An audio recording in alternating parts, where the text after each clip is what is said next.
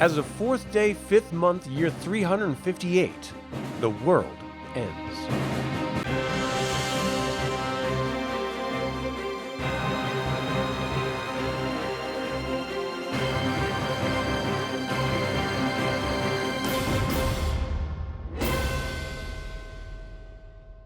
Welcome to another DragonLance Saga episode. My name is Adam, and today we're going to talk about the alternate timeline, Hourglass in the Sky.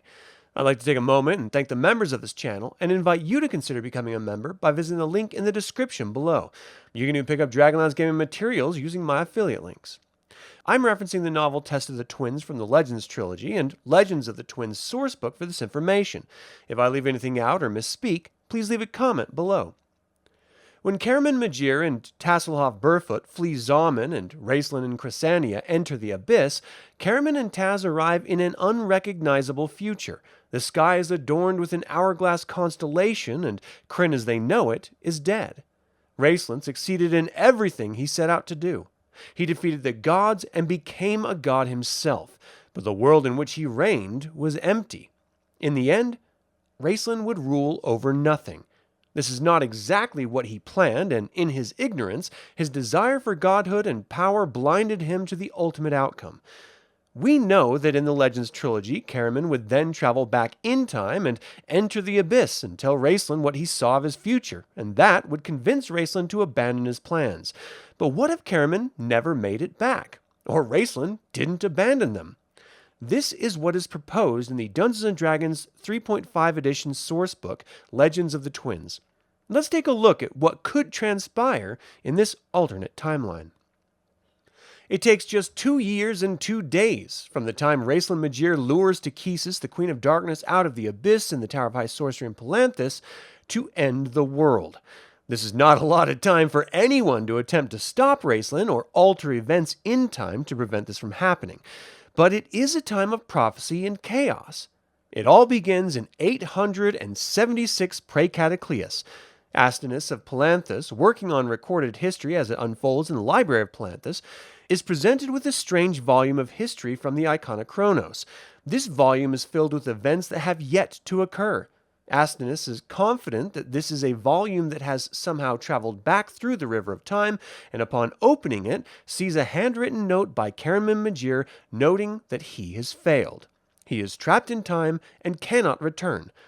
This is a prelude to the madness to come. An ascetic monk from the Library of Palanthas, Brother Lanadon Oakleaf, comes across the final volume of history on 10th month of 355 Alt Cataclysm.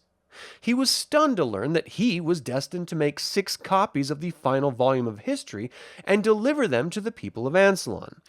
This may have been an attempt at stopping the presented outcome or simply preparing the people for the inevitable. Whatever his goal was, on 7th day, 3rd month of 356, Brother Landon leaves Palanthas with the copies. Because Caramon Majere and Tasslehoff Burrfoot are not around for the Blue Ladies' War on 3rd day, 5th month, 356, Kidiara Uthmatar and Lord Soth with their dragon army decimate Palanthas, killing Tanis Half-Elven as Raistlin Majere draws out Takesis, defeats her, and absorbs her power. What happened next is a chain of events that is seemingly impossible to anticipate or stop. As Brother Landon distributes his volumes, Mage storms begin to decimate Krynn. Mage storms are roiling violet-black clouds up to a mile wide which are lit by blue lightning. It brings with it winds of up to 50 miles per hour and temperatures in excess of 95 degrees Fahrenheit.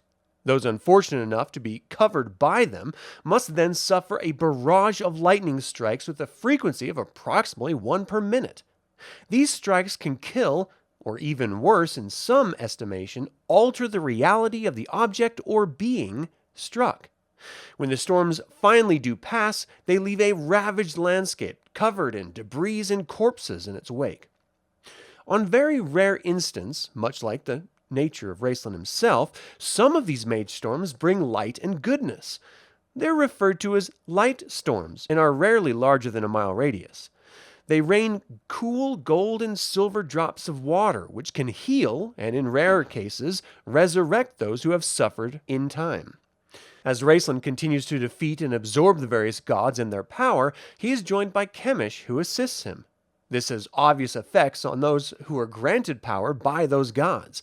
Not only do they slowly become incapable of using their divine or arcane inspirations, but Raistlin inadvertently passes some of the power he's absorbing into beings of neutral or evil alignments in the form of vitality. There's also a cult that arises on 28-day, 7th month, 356.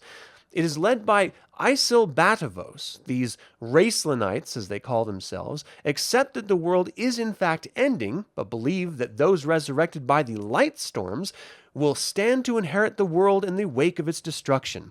This cult spreads all across Ansalon, staging mass murders and usurping cities and governments. Brother Landon is killed by a mage storm in the southern plains on 2nd day, 8th month, and raised by a light storm on 25th day, 10th month, 356. And those he delivered the volumes to begin to muster and strike back against the Raistlinites and Hariel the Bender, the red dragon who has taken control of Sanction. By 12th day, 1st month, 357, Brother Landon is robbed and left for dead, with the final 2 volumes sold to traders in Kuri Khan. Raistlin is not all-powerful, however, and continuously needs to retreat and rejuvenate, but he is always eventually successful in defeating the gods.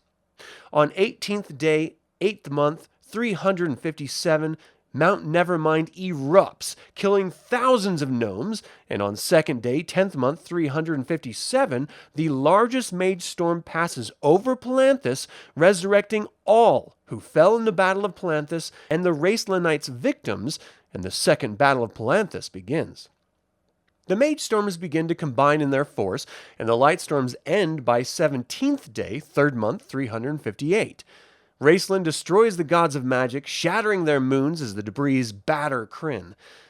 By 1st day, 5th month, Krynn is covered in a massive mage storm, and on 4th day, 5th month, Raistlin kills Paladine, and the world ends.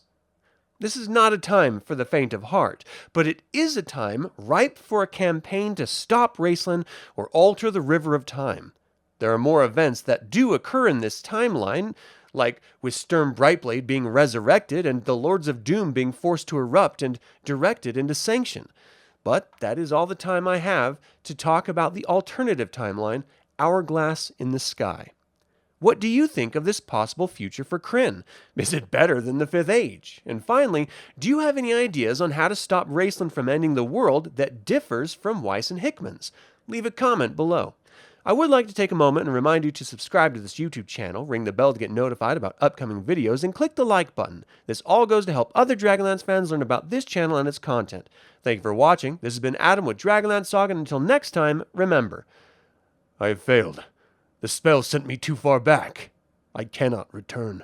The device is broken, and I have lost the Kender. May the gods forgive me.